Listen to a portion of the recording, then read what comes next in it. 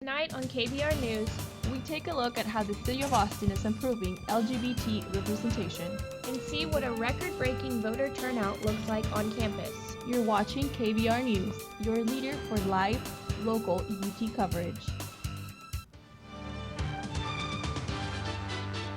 Broadcasting live from the Texas Student Television Studios at the University of Texas. You're watching KVR News at 9, Austin's leader for live local UT coverage. Your news starts right now.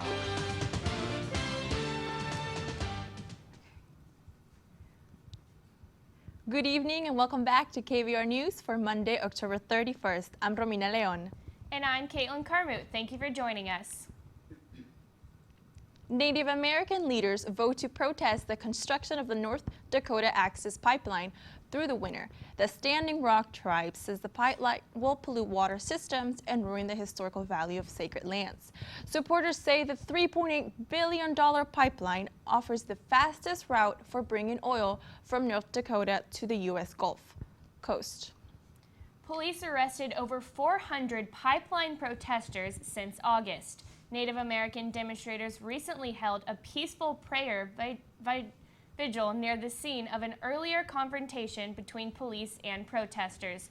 Sioux leaders are now planning ways to provide food, heat, and shelter for protesters during the cold weather.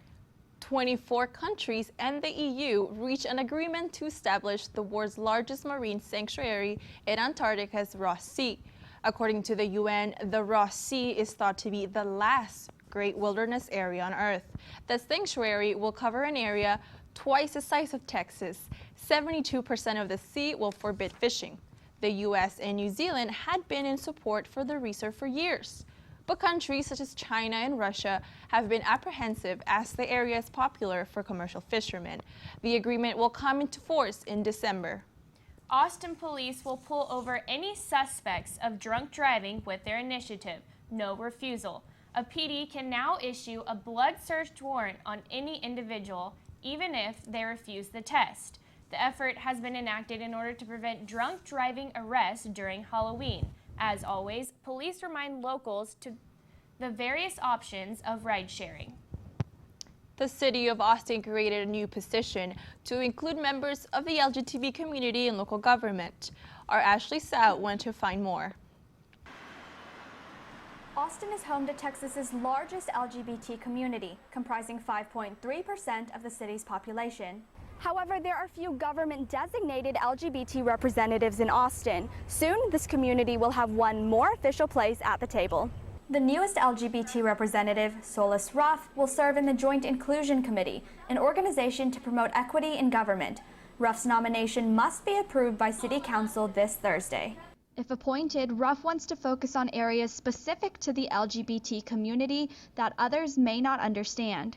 So it's a much bigger voice if we have one of our community or someone in the minority community inside representing us. Austin citizens widely support equality for all sexualities, but this may contribute to the low number of LGBT representatives. Because of the favorable reputation, they might not think that it's necessary to formalize those types of representation. Mayor Adler pushed for the creation of an LGBT Quality of Life Commission last week.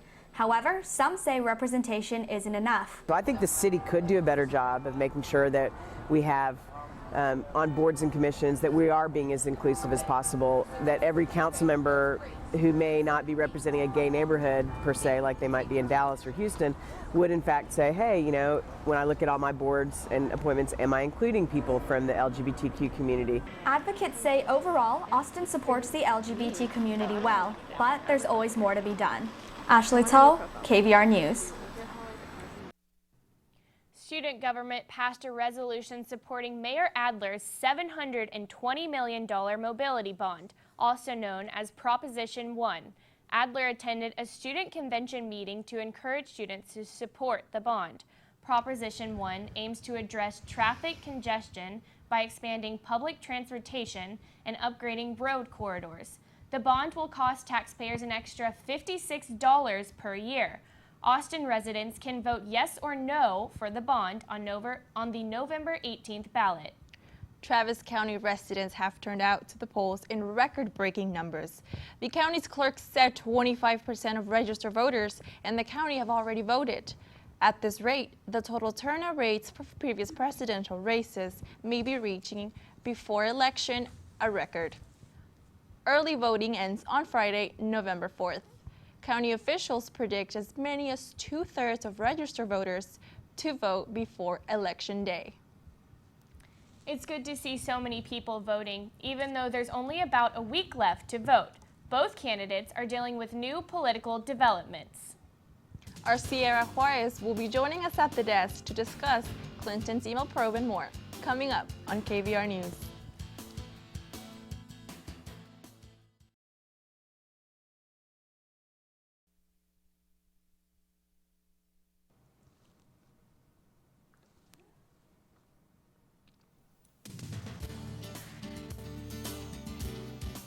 You're watching KVR News at 9. Your campus, your news.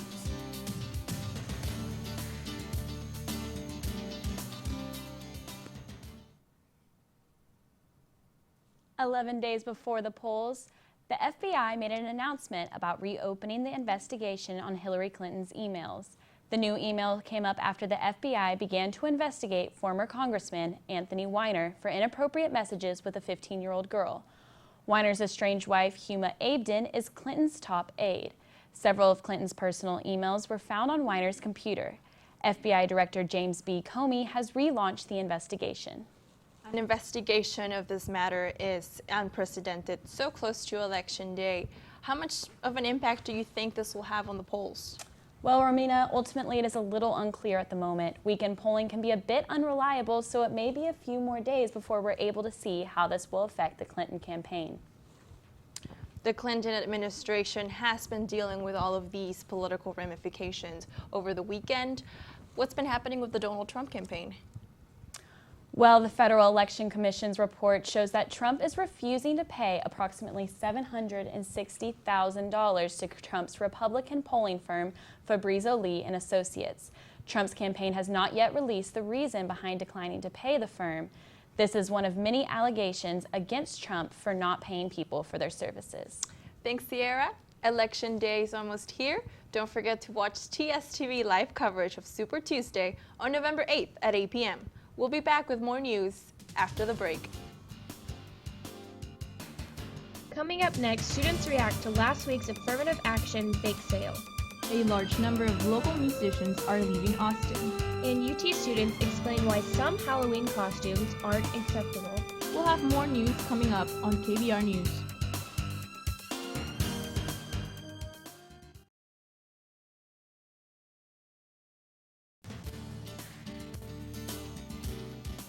You're watching KVR News at 9.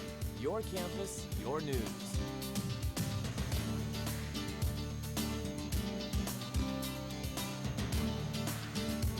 Apple reported its first decline in sales since 2001. This was due to a decrease in iPhone purchases. Apple's highest-selling product. Tim Cook, Apple's CEO, said despite the decline in sales, Apple is thrilled with the positive response to the iPhone 7. The company expects sales to increase during the next quarter because of the holiday season. Apple also expects higher profits in the upcoming months as a result of the Samsung Galaxy 7 recall. Ride Austin introduced a female driver-only option for its customers. It allows customers to opt for a female driver. Some male drivers expressed concern they will receive less requests, but Ride Austin representatives said that this will bring in more customers. The app allows riders to share their location in real time with family and friends. The female driver option is only available for those who select the premium or luxury classes when requesting rides, whereas the live ETA feature is available to anyone through the app. The Austin Music Commission released a year-long study about local musicians. Over the past several years, a large number of local musicians have left the city.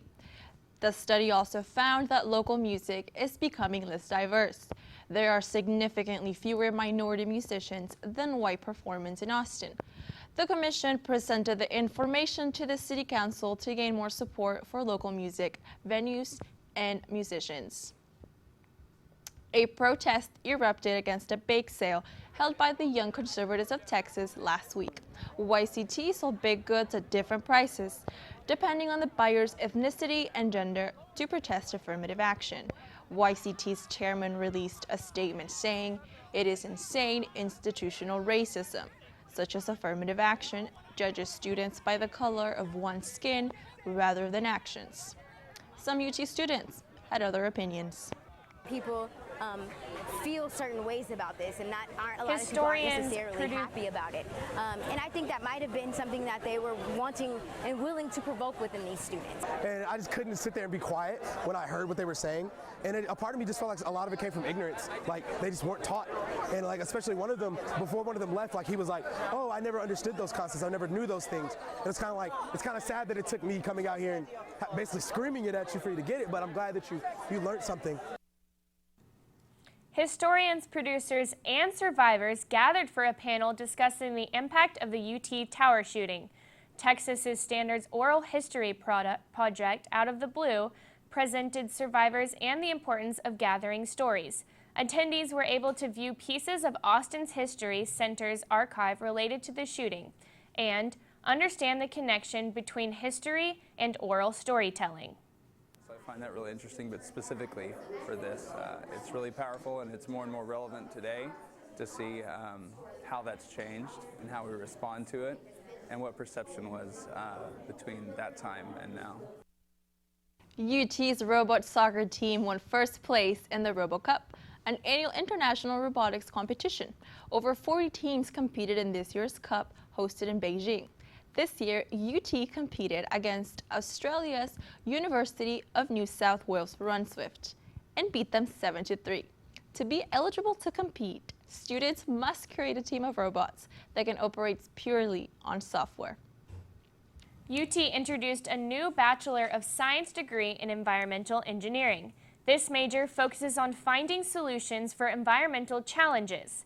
The program is offered in the Cockrell School of Engineering. Its students will be able to specialize in one of the 4 areas: air, climate, and energy, sustainable water systems, water resources, the environment or contaminant fate, and transport. The major's first class will start in fall of 2017. Well, today is Halloween, and over the weekend, students and celebrities dressed up in costumes to celebrate Halloween. But some UT students question whether or not some outfits are appropriating different cultures. Generally done to like make fun of that culture or to like put it in a negative light. It's not being like admired or looked up to. It's just being negatively used. Like, that's when it's a problem. It affects you in a way that you didn't think meant a lot until you feel offended and you feel like something that means so much to you and you grew up with is being used as some aesthetic purpose or something that doesn't really actually mean anything to them. It's valuable for everyone to respect people's, culture and lifestyles without making a mockery of it. There are many different reasons for why it's okay for certain people to wear or express a different person's culture, but it's not okay when there is not a mutual understanding between the parties. You know, Kaitlyn, I can't believe tomorrow is going to be the first day of November and it's still too hot to unpack my fall clothes. I couldn't agree more, Romy. Well, our Brianna Rodriguez has this week's forecast. Brianna, what's the weather looking like next week? The only jacket you're going to need to break out this week is a raincoat. Stay tuned for this week's weather after the break.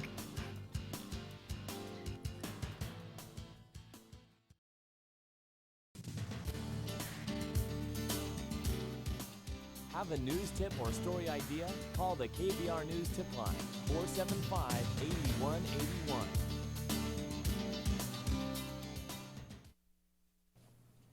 Here in Austin, we're still waiting for fall to arrive. Today was warm and sunny with a high of 87 and a low of 68. Tuesday we'll see a high of 87 and a low of 72.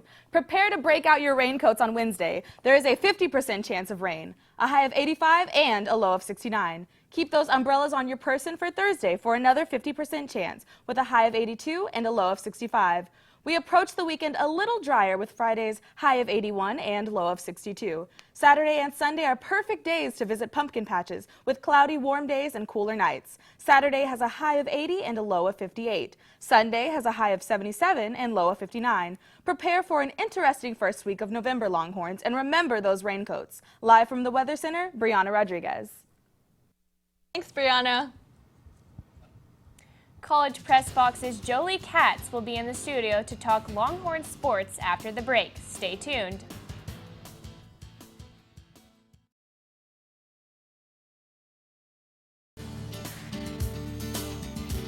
Now, KVR News at 9 Sports.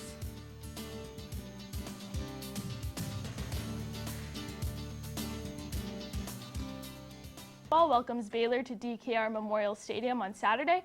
Let's head there for the highlights. The Longhorns win improved. Seth Russell 50-yard touchdown run, giving the Baylor Bears a 7-0 lead.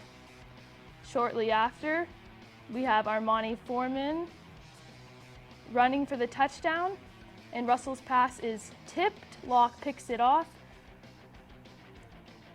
Foreman runs for a 37-yard touchdown, giving a Texas lead 14-7.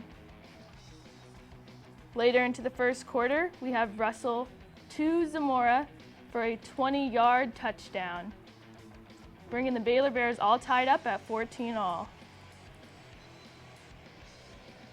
And right before the half, another Russell to Cannon for a 15-yard touchdown. Texas still in the lead, 23-21. And the third quarter begins with a Deontay Foreman 40-yard run, giving him 1,000 yards for the season. Texas gets the field goal, staying up 26-21. And in the third quarter, Williams finds a hole, and Baylor takes the lead with a touchdown. Baylor 28-26. Fourth quarter, Buechele to Lorenzo Joe, 61 yards. Look at him run. He goes, and whew. 7 minutes left. Buechele sets up a touchdown to Beck.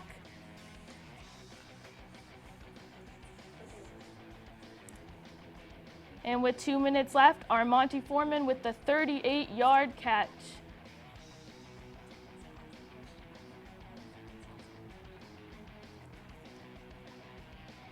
And to ensure that Longhorn win, Dominguez sets a 39-yard field goal for a Texas win, 35-34. What a game it was.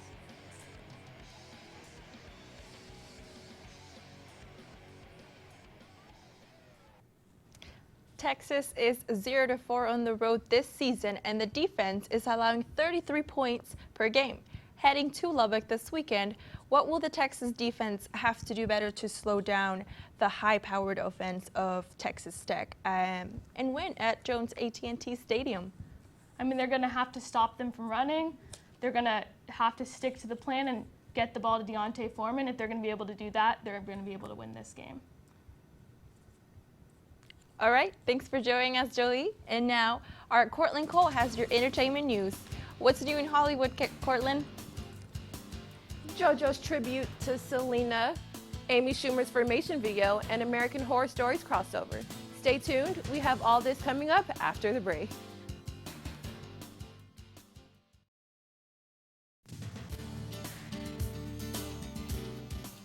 Have a news tip or story idea? Call the KVR News Tip Line, 475-8181.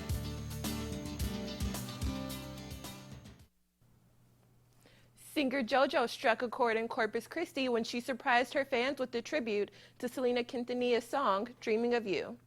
JoJo gave a soulful rendition of the late singer's hit at an intimate performance in the Tejano legend's hometown. The singer followed up with a photo on Instagram of herself in front of Selena's statue, paying homage to her legacy. JoJo is currently on tour across the U.S. for the release of her third album, Mad Love. Amy Schumer apologized for her Formation video in an essay she posted online.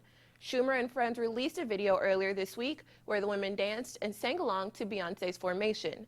People criticized the video for cultural appropriation, calling it a mockery of the events portrayed in the original music video. Schumer said the video released on Tidal was never a parody and that it was just women celebrating other women.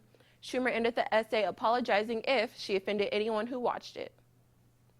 With half of season 6 of American Horror Story Roanoke already over, fans are asking creator Ryan Murphy about the upcoming seasons. Murphy revealed that a future season of the show will be a crossover between previous seasons Murder House and Coven. Characters from both seasons will appear in the crossover, including fan favorites Jessica Lange and Emma Roberts. The theme for season 7 will be announced in the spring, unlike the theme for season 6, which remained a secret until the premiere earlier this fall. Back to you guys. Thanks, Khortlyn, and thank you for tuning in. For more updates throughout the week, you can follow us on Twitter at KVR News. I'm Kaitlyn Karmout. And I'm Romina Leon. Stay tuned for College Press Box up next on Texas Student Television. Have a great night.